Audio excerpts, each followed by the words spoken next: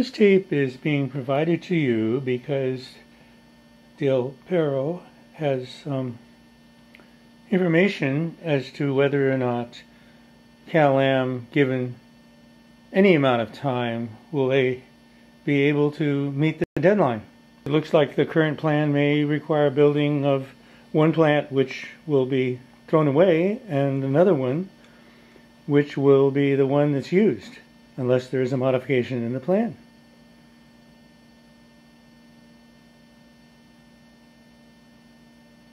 It might get built.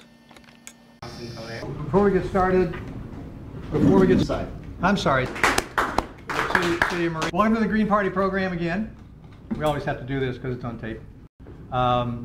This part of the program, we have Marc Del Piero, who's an endorsed candidate of the Green Party. He's running for the Board of Supervisors, Office District 5, which represents the Monterey Peninsula mainly, but it does sweep into some other areas. Anyway, so this again is an attempt to become educated, informed about issues, largely water, because this is the dominant theme for tonight, but also can go in other directions because obviously he's a candidate and the population is curious. So with that, I'll turn it over to Marc. Thank you very much.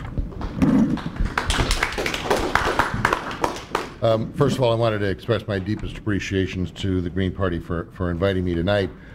What I want to do this evening is I'd like to talk about issues that we discussed during the last time that there was a candidates forum held by the Green Party, which was several months ago.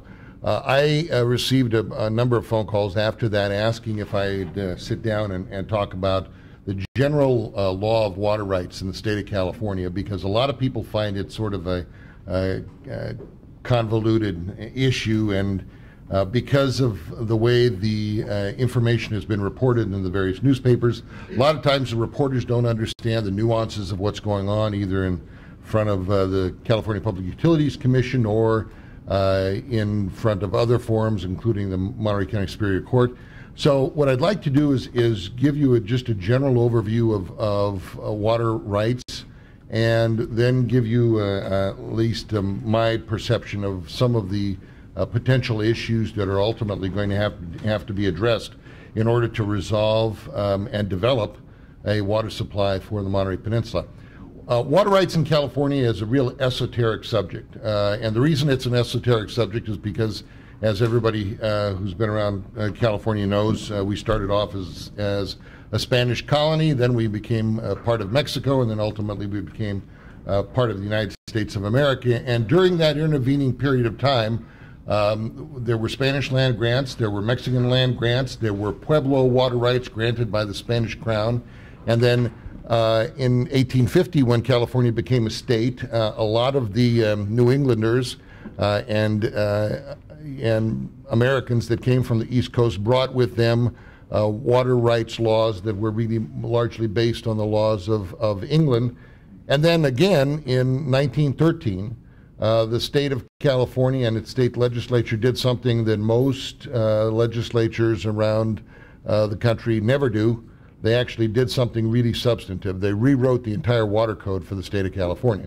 And that went into effect in January of 1914, and that's largely the code that we continue to function under even to this day. Clearly it's been modified and amended a bunch of times, but that's generally the law that we end up having to be governed by in terms of water rights in the state.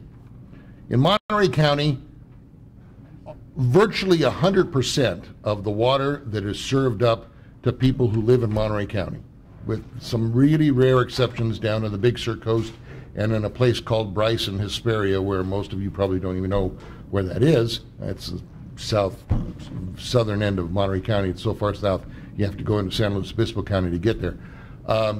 Other than those few areas, virtually all of the water supply that's delivered for potable purposes for people to consume is groundwater.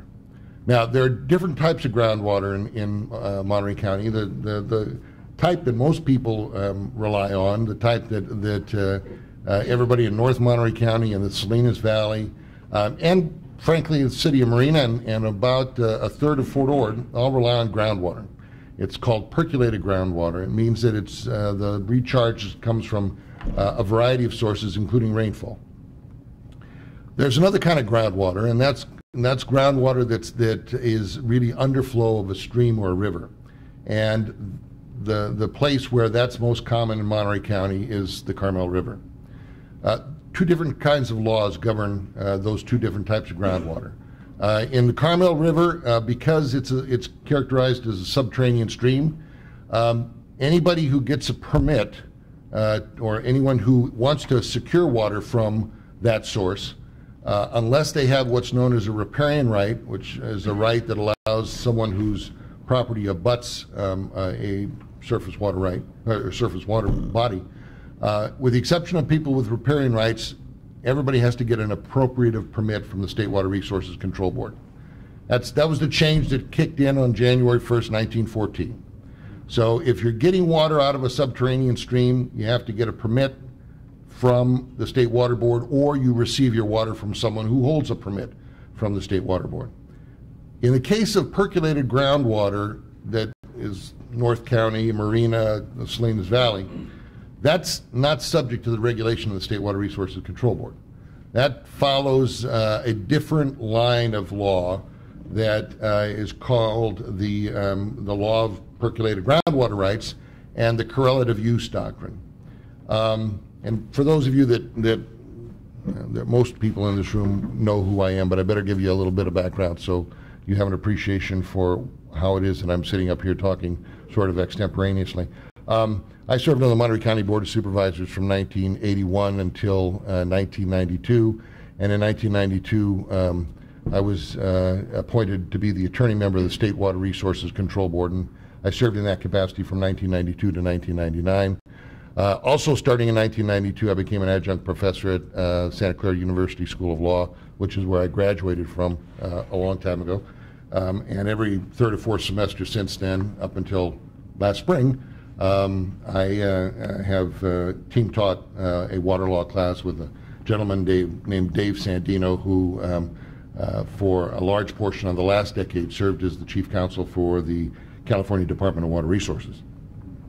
So what I'm doing here tonight is teaching you a class that normally takes a semester to get through, but I'm going to try and do it because George Riley told me I didn't have that much time, so we're going to get through it a little faster. Percolated groundwater in the Salinas Valley in North Monterey County generally belongs to the people whose land overlies the groundwater basin. Okay, so if you can drill a well down and you're in a percolated basin, you have a right to take water out of it. What's the problem here? The problem here in Monterey County is that we haven't developed significant water resources in a long time. Lake Nacimiento and Lake San Antonio were developed in 1958 and 1963 respectively. Though the beneficial result of the production of water from those two reservoirs was started to be realized in about 1972, 1973. It came to real fruition in the early part of the 1980s, and basically by the end of the 1980s, early part of the 1990s, the beneficial effects of those two reservoirs had been compromised, in effect, by the significant increase in irrigated agriculture in the Salinas Valley. So the Salinas Valley has been in an overdraft situation. That means they take more water out of the ground than is recharged since about 1946. That's when the U.S. Army Corps of Engineers determined initially that there was an overdraft problem, and the two dams were, at least in part, supposed to remedy that. And the two dams generated a lot of water, and as a result, it also generated a huge increase in the agricultural industry, but it didn't necessarily remedy the overdraft in the basin, and that's why we have seawater intrusion in the Salinas Valley. The same is equally true in the Carmel Valley. The Pacific Improvement Company, which was the predecessor to a company called Pebble Beach, back at the turn of the last century, developed a dam expressly for the purposes of facilitating development of residential properties on the Monterey Peninsula. Ultimately, the water part of Pacific Improvement got spun off. Today you call it the California American Water Company. In the 1970s, during a drought that was started in about 1975 and got really bad in 76 and 77, Cal-Am drilled a number of additional wells in the Carmel Valley. Unfortunately, Cal-Am had no groundwater rights and started pumping like crazy, and generated a huge amount of water that it subsequently used to develop, or to allow the development of a lot of property on the Monterey Peninsula, including Seaside and Pacific Grove and Monterey and Delray Oaks and Pebble Beach and Carmel. Pretty much every community you can imagine benefited from the increased pumping of groundwater. The problem was Cal-Am never had any legal entitlement to it. In 1989, we're getting a little closer to where we are now. The Sierra Club and a number of environmental organizations started to complain because the amount of water Cal-Am was pumping out of the Carmel River was so great that it was actually killing all of the riparian habitat along the river. And as a result of killing the riparian habitat, there were situations where during flood events, a number of houses and a lot of property got washed away. And a lot of folks ended up suffering tremendously because of the conduct of Cal-Am, and ultimately that lawsuit got referred to the State Water Resources Control Board. And in 1995, the State Water Resources Control Board, after preparing a very comprehensive environmental impact report and holding a whole lot of water rights hearings, determined that Cal-Am was illegally diverting between 5,000 and 6,000 acre-feet a year out of the Carmel River. At the same time the board did that, it also issued a permit for a dam pursuant to a request by the Monterey Peninsula Water Management District that never got built. That was to offset the need for the additional water. Fast forward to about 2003, 2004, and the California American Water Company started to hear from the State Water Resources Control Board that after a decade of not doing anything to remedy the problem, they needed to do something. And so the discussions began about what to do and how to develop an alternative water supply, specifically a desalination plant, to remedy the shortfall that existed on the Monterey Peninsula. Why a desal plant? In large part because there's no other reservoir, there are no other reservoir sites within Monterey County that can realistically or legally be developed at this point.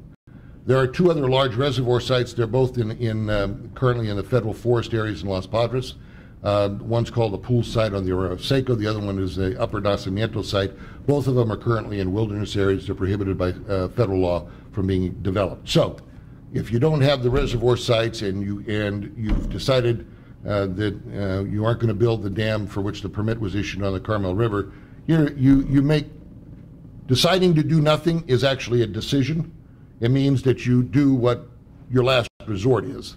And the last resort here would be the development of a desalination plant in conjunction with the utilization of reclaimed wastewater for percolation purposes and some conjunctive use with the Seaside aquifer. So, in about 2002, 2003, the California Public Utilities Commission issued an order, issued a report pursuant to a statute that actually had been passed in 1998. The author of the bill that was passed in 98, went into effect in 1999, was Fred Keeley, formerly the assemblyman for the Monterey Peninsula and Santa Cruz. He gave direction, and the state legislature, when it passed the bill, and Governor Wilson, when he signed it, gave direction to the California Public Utilities Commission to prepare a report to determine the optimal location for a desalination plant on the Monterey Bay in order to address the shortages that existed, both the Monterey Peninsula and, to a lesser extent, dealing with the seawater intrusion problems that exist in the Salinas Valley and also the Pajaro Valley. And if you take a look at the legislative history of what went on with that piece of legislation, you'll find that there were references to all of those shortfalls when they were discussing that statute, or the approval of that statute in the state legislature.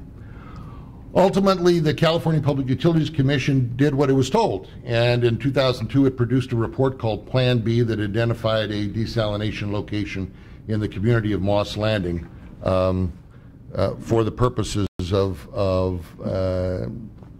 being a good location for a desalination plant. In 2004, the California the California American Water Company started having discussions with a number of public agencies, including the County of Monterey and the Monterey Peninsula Water Management District, about what they were going to do to develop a project. And there was a decision made ultimately to instead of having the Board of Supervisors be the responsible party, there was a decision made to have the California Public Utilities Commission be the lead agency for the desalination plant. Why is that significant? Because the California PUC had never been the lead agency for a desalination plant, ever. Nonetheless, from about 2004 on, the CPUC had what was characterized as a public process to attempt to develop a project to address the shortfall. Ultimately, the California Public Utilities Commission pursued a project that was focused on a location near the city of Marina and immediately adjacent to the Marina County Water District boundaries, and began the preparation of an environmental impact report in 2006.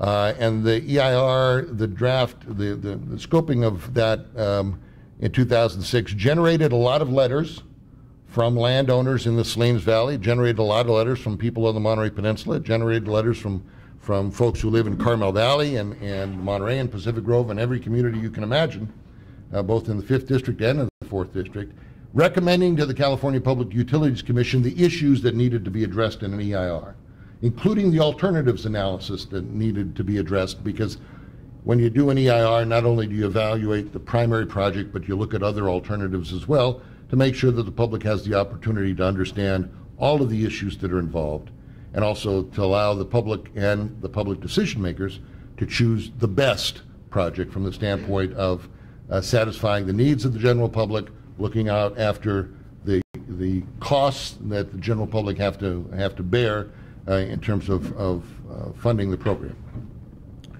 A number of parties sent letters to the California Public Utilities Commission and to the Board of Supervisors and to the Marina Coast Water District and to the Monterey Peninsula Water Management District, and pretty much to everybody else who was involved, because those letters were all part of the public distribution program administered by the CPUC staff, pointing out that proposals to drill wells into the Salinas Valley were somewhat problematic because the Salinas Valley was an overdrafted basin. Army Corps of Engineers said it was overdrafted in 1946. California Department of Water Resources said it was overdrafted in 1955. Monterey County Water Resources Agency admitted it was overdrafted in 1967, 76, 82, 84, and 1983. And various and sundry other hydrologists and individuals had written their PhDs over the course of the better part of 4 decades, pointing out that the basin was an overdraft. Unfortunately, the California Public Utilities Commission must have assigned someone to whom English was not necessarily a easily understood language, because no one raised the issue in the environmental impact report of the absence of groundwater rights when those reports and analyses as part of the environmental impact report was being prepared. And so when the EIR was finalized, it didn't point out the gorilla in the closet, which was, in order for the project that was formerly known as the Regional Desal Project to go forward, it was predicated upon a lie.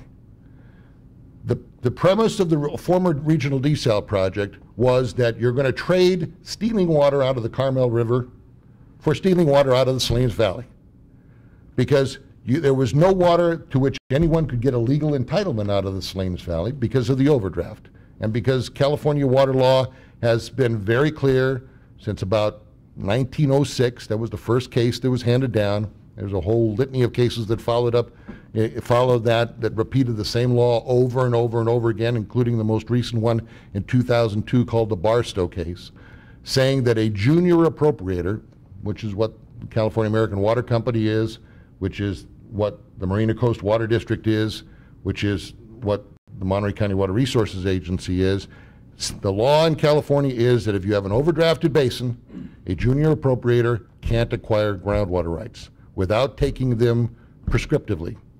What that means is you got to drill the hole in the ground and start pumping water adverse to all the property owners, and you have to do it for 5 years, and then you have to go to court and get Superior Court in the county where you're doing this to confirm that you've done that. That's the only way you can get groundwater rights in an overdrafted basin if you're a junior appropriator. And the date for the initiation of your 5 years of prescriptive taking starts the day that you start pumping the water, not the day that you spend $1 bazillion for the infrastructure, not the day that you sell bonds to relatively innocent bond purchasers who think that you actually have water to fill pipes for a project. It's the day you start pumping water. Now, why is that significant? It's significant because of this. So far, the cost of the regional project that has now been overturned by the Superior Court, in large part because the EIR that was relied upon by Marina to go forward didn't address the issue of water rights, has now cost everybody in the county about $30 million. CalAm is going to recover a whole lot of that. The Monterey County Water Resources Agency is out a fair bit of money. As Tom was mentioning earlier, Marina Coast Water District is out a lot of money. They actually filed an appeal to the California Supreme Court yesterday. That's after having lost in the Superior Court here twice and the Court of Appeal twice. So when that's done, that's pretty much the end of it. But the point is this: $30 million has been spent and no project has been built. And the reason no project has been built is because it's very difficult to build a house when your foundation is sand and it has no water in it. That's a little joke. The fact of the matter is there were no groundwater rights that were ever identified at any time upon which the proponents of the regional desal project could have relied. If you take a look at the old EIR, it talks about, well, you know, we're going to pump water out of here and we're going to switch it back and forth. Well, that's nice, but that's called voodoo hydrology. It's not the law, and the court has now said that's not the law. The sad part about it is all of the ratepayers within the CalAm service area and all of the ratepayers within the Marina Coast Water District are now paying the bill for the fact that the folks who were supposed to be leading them toward an ultimate solution for their water problem didn't take the time to figure out what the law was. Didn't ask, if you don't know, normally you ask the question to make sure that you don't spend millions and millions of dollars for something for which you're going to receive no benefit. So the long and the short of all of this is we get asked now regularly at various and sundry events that I'm asked to go to as a political candidate as opposed to a guy talking about water rights. You get asked, how come our water bill is going up? Because you're paying $30 million for something you didn't get. Because CalAm doesn't lose any money when a project gets turned down. It just goes back to the PUC and gets a rate increase.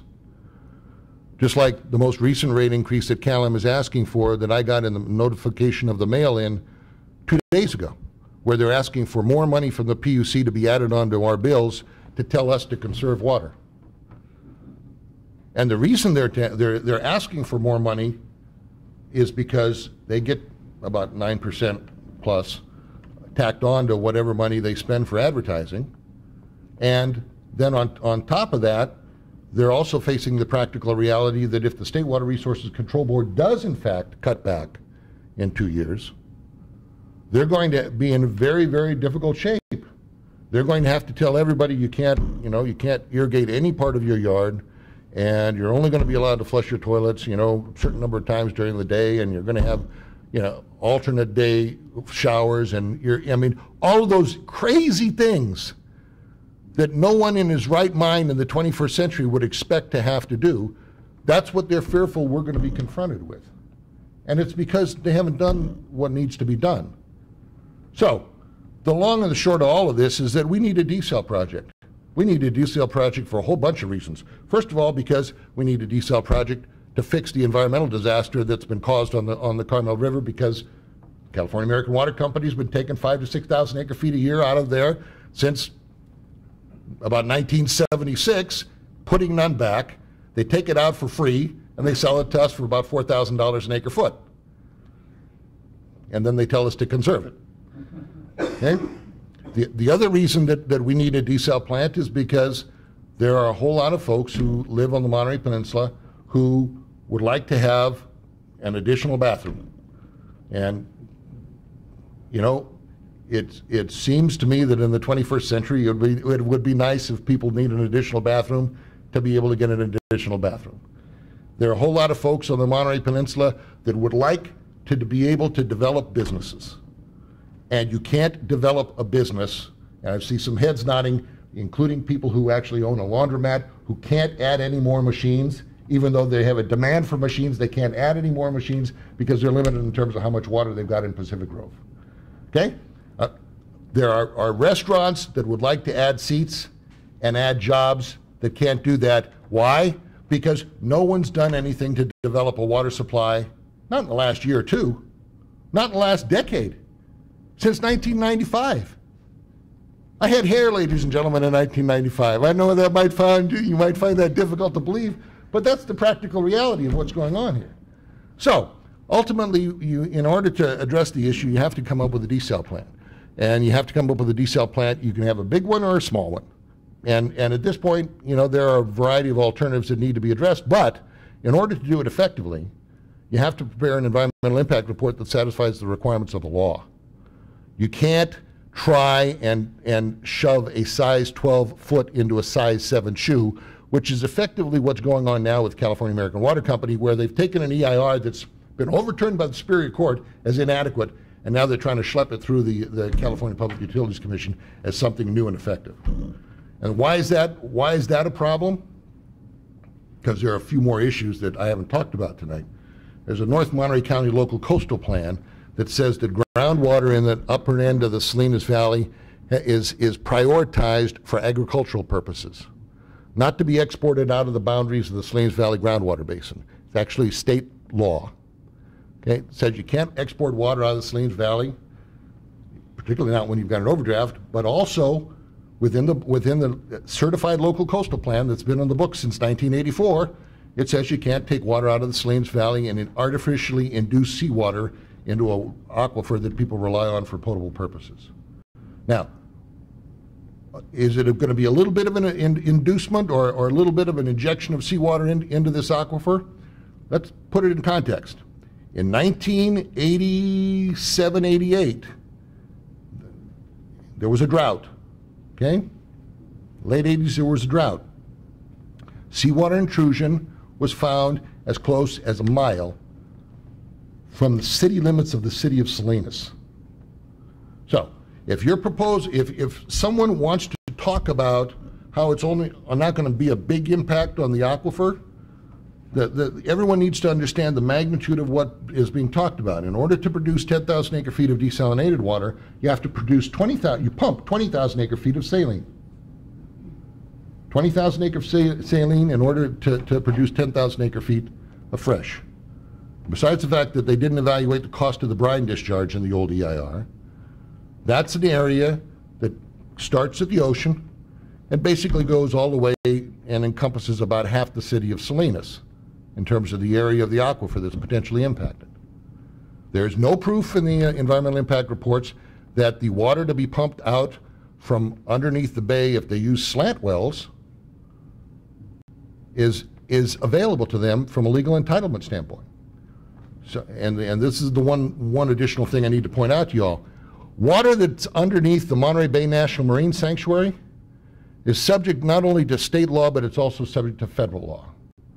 And the two types of groundwater rights that I talked to you about earlier, riparian rights and percolated groundwater rights, they don't apply either when you're talking about water formations underneath the Monterey Bay National Marine Sanctuary. Why? Because there's two reasons why. First of all, water supplies underneath the sanctuary belong to the State Lands Commission. It's the same State Lands Commission that leases out near shore state lands for oil exploration. It's called a public trust resource. Nowhere in the environmental impact report do they talk about public trust resources. But a public trust resource means that it belongs to you and I and everyone in the state of California. The reason that's significant is because public trust water supplies are subject to the public trust doctrine that's in the state constitution. You can't just drill a hole in the ground and start pumping out public trust water. It belongs to the State Lands Commission.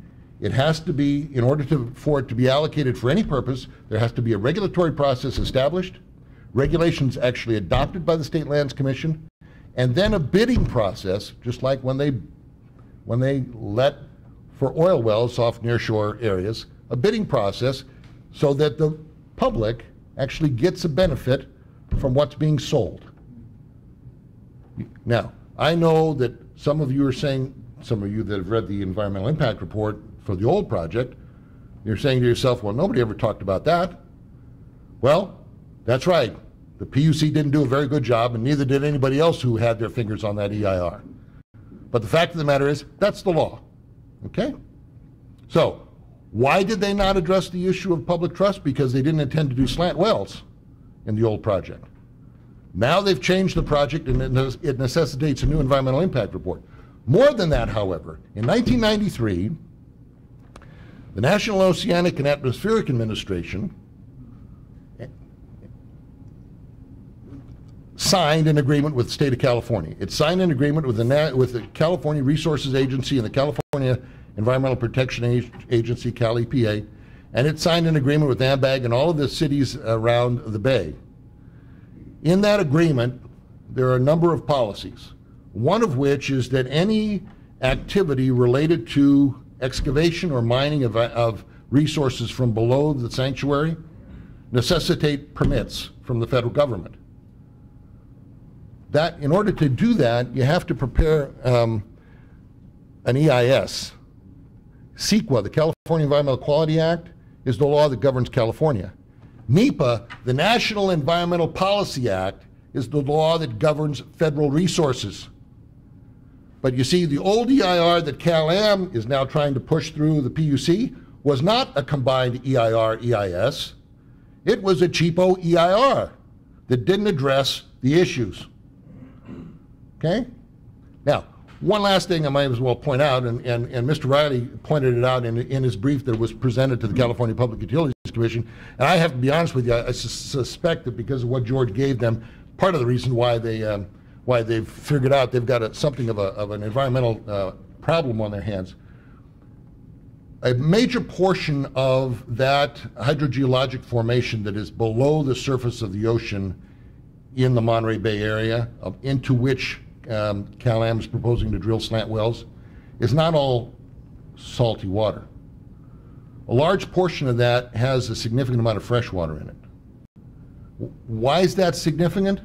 It's significant because the cost that Cal-Am has represented to the PUC to desalinate water is predicated upon desalinating pure seawater, not a brackish combination. So the costs have been substantially elevated based on the representations made to the California Public Utilities Commission. That's over and above your bill going up in the last 2 months, substantially. No analysis has been done to determine whether or not the representations made by the California Public made to the California Public Utilities Commission by Cal-Am are in fact truthful. In fact, there's no evidence of it at all. In the same fashion that Cal-Am hasn't provided one shred of evidence that they've got any water rights, they haven't presented one shred of evidence that their representation that that ancient formation of fresh water underneath the bay is in fact all salty. And then there's one more thing that everybody needs to be aware of if you didn't know about it already. And one more thing and I'll be done. The Monterey Bay National Marine Sanctuary was initiated back in about 1988. George Bush I signed the authorizing legislation in 1992, and it kicked in 1993. The sanctuary was crafted both by representatives of the federal government and the state of California. One of the things that's been discovered during the course of that period of time is that there are unique and rare ecosystems that exist in the submarine canyon. That's part of the reason why it was established as a national marine sanctuary, the largest national marine sanctuary in the country at the time it was established. A number of those environmental communities that are on the walls of the canyon are fed by freshwater seeps. No one's analyzed whether or not those freshwater seeps will be dried up as a result of the pumping of 20,000 acre-feet of fresh water, or 20,000 acre-feet of water a year by the so-called slant wells. No one's determined whether or not the water that is used to feed those communities is in fact going to be adversely affected. Now, it's not 100% fresh water that's feeding those seeps.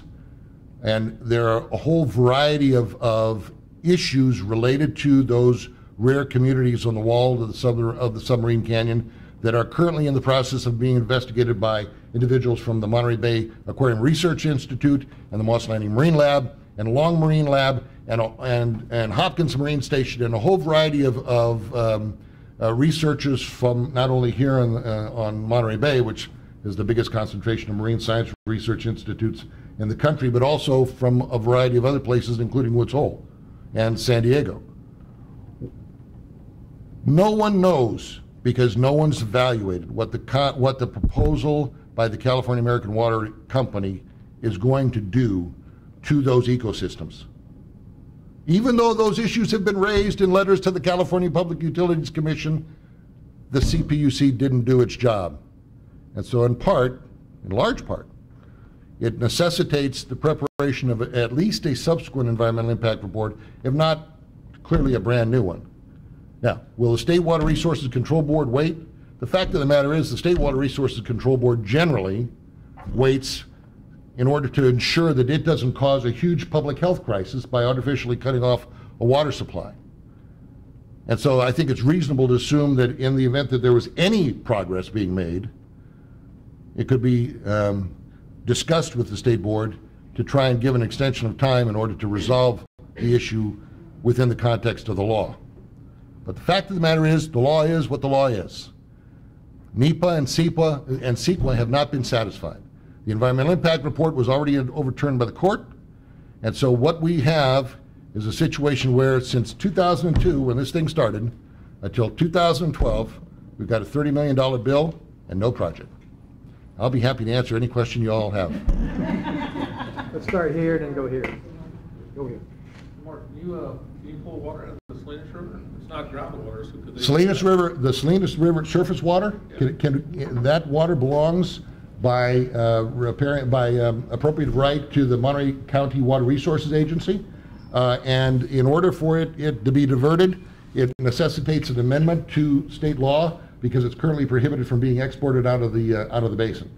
That's not what we do. More. I'm sorry? I'd be friendlier, more environmentally friendly than a desal. No, I wouldn't necessarily agree with that. I don't think it's going to be more environmentally friendly.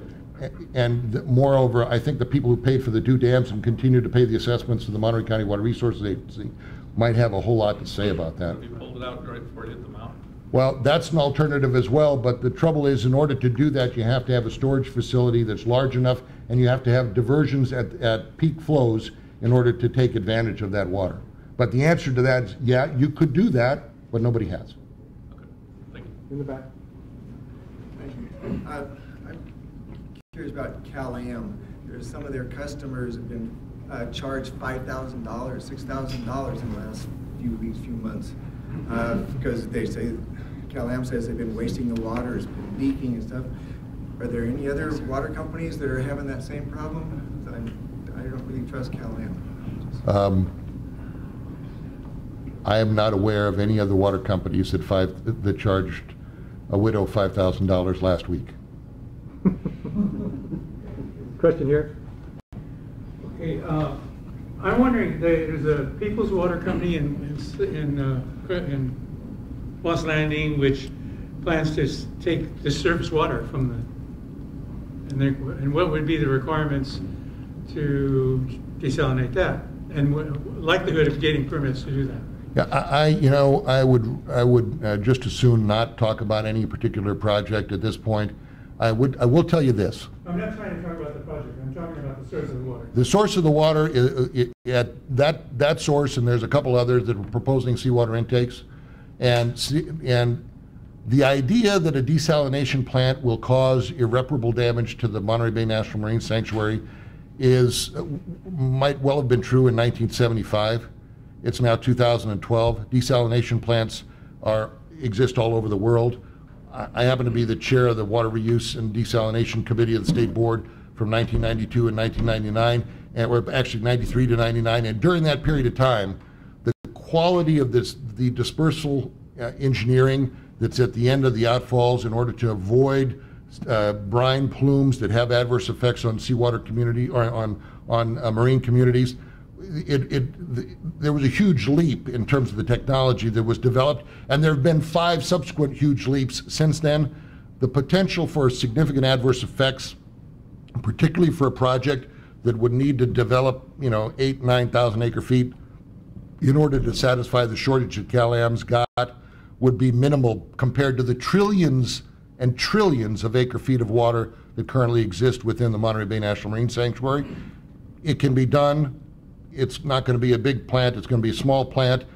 Initially, it should be a plant that satisfies the immediate demands being made by the State Water Resources Control Board. If you want to do one that's growth-inducing, you do that as part of Phase 2, and you do a separate EIR on that. But the first one needs to satisfy the requirements of the State Board. Bill, and then I have a brief statement and then a question. The statement, it seems to me that the need for desal is more for drought resistance than for promoting growth, because if you get into the growth issue, you're going to have a lot of pros and cons about that. But my question is this. You said that Cal-Am gets its money by going to the PUC and getting approval for rate increases from its ratepayers. And if you look at what's in the pipeline already right now that have been approved, it approaches $150 million above what ratepayers are paying today. Yes. If you look what's in the pipeline that hasn't been approved, it's another $300 million, more or less. You add that up together, you're talking close to $500 million. Yes. And yet, the only entity that formally defends ratepayers is a division of the CPUC itself, the Division of Ratepayer Advocates. Yes. The collective leadership of the Monterey Peninsula has not been very effective in stepping forward to represent ratepayers' interests. What would you do if you're elected to see if there could be a change in that regard? Well, part of the problem that exists is a deficit among the various policymakers and decision makers as to their relative understanding of the issues that we talked about here tonight. Normally, what I talked about here tonight takes about a semester to teach. I'm not aware that any of the mayors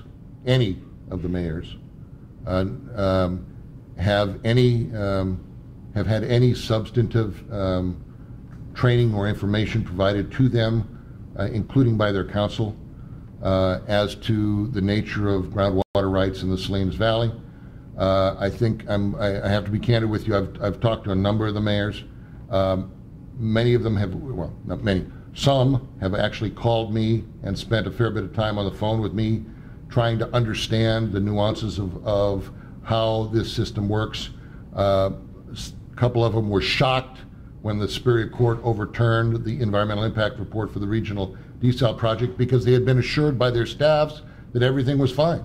They had, and to the point where they didn't have a clue how bad the situation was until they read it on the front page of the Herald. Now,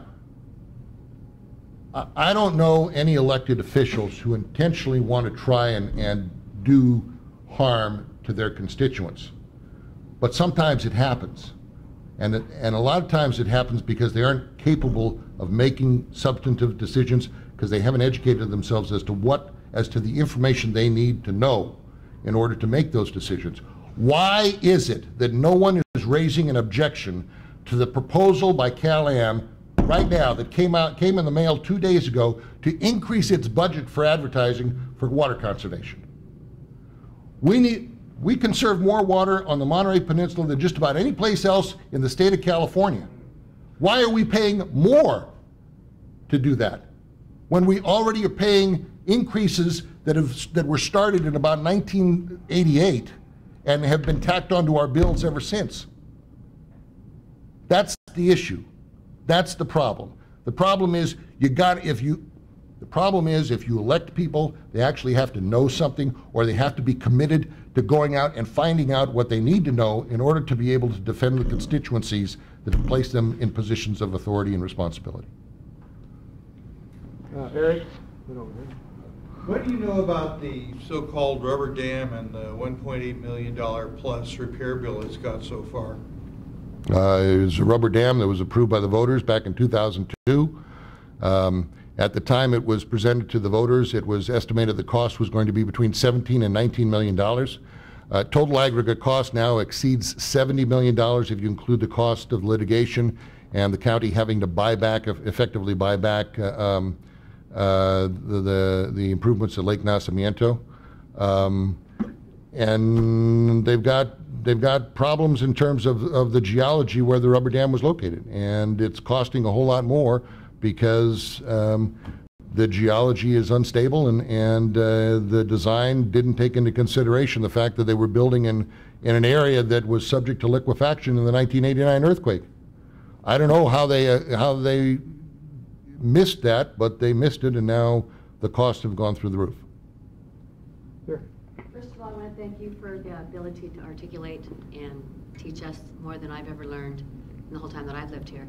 I'm a small business owner, and I have a laundromat, and my bill just went up $760 on the 1,000. So for every $1,000 I was paying a few months ago, now I'm paying $1,760 in excess of that, and I expect it to go up even more. I can't understand my bill. I made 12 phone calls. I've talked to about 20 people. I've spent hours and hours on the phone, and doesn't matter how educated you are, you can't understand that bill because they don't understand it. I'd like to know, other than really doing some hard work and picking the right people for office, what else can we do to try to make sure that this doesn't continue?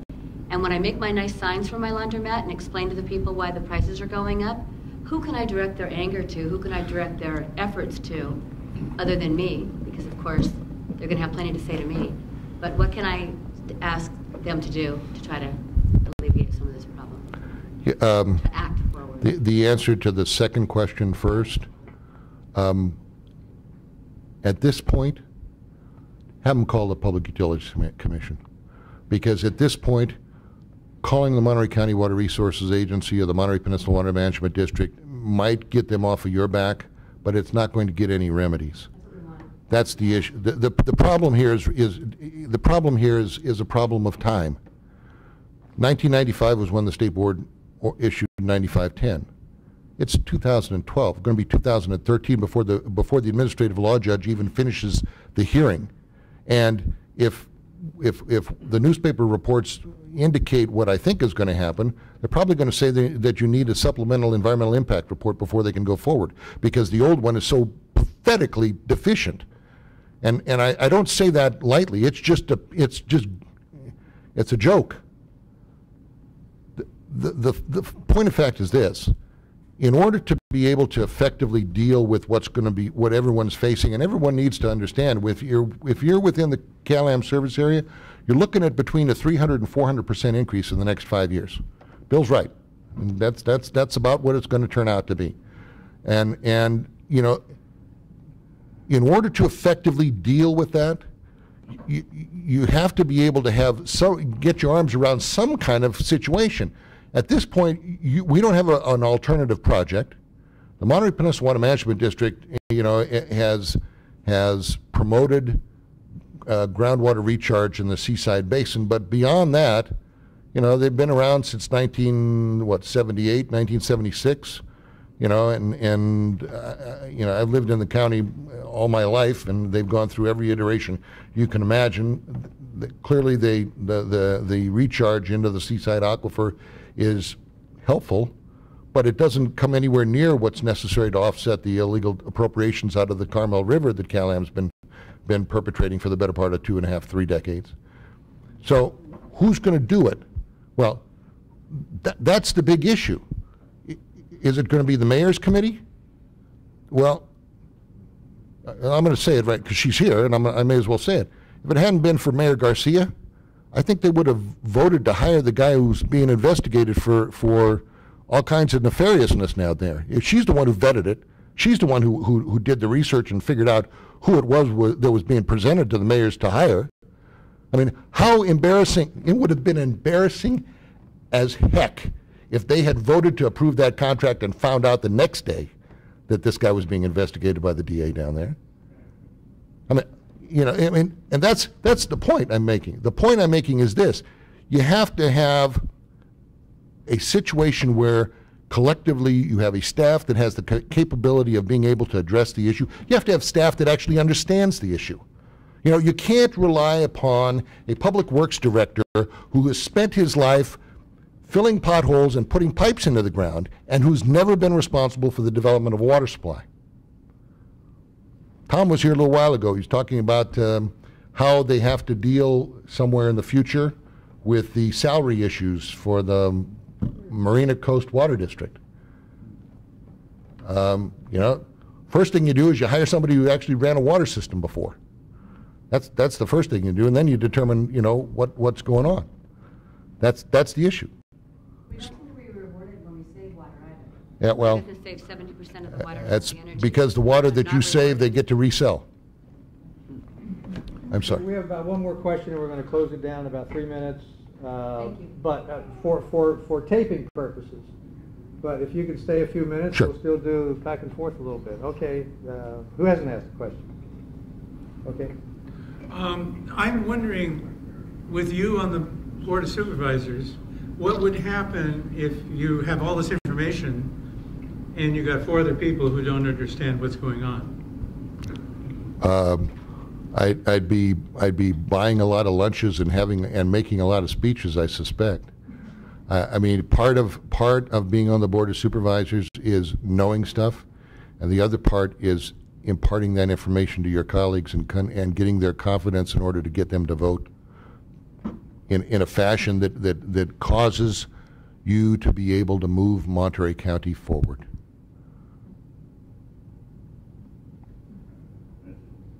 Thanks, everybody. Appreciate it. Time for one short question. Did another hand go up? Did Luana? No, I didn't see one. All right, well, let me play this. Thank you. This is tape related. Thank you for coming to the Green Party program. Mark is a Green Party endorsed candidate for the District 5 Board of Supervisors, the election this November. Absentee ballots come out first week in October. Look forward to your ballot, and thank you for coming to this presentation. And if you're willing to stay another 10 minutes Absolutely. or so, if there are other questions or just other things, we're open. He is. All right.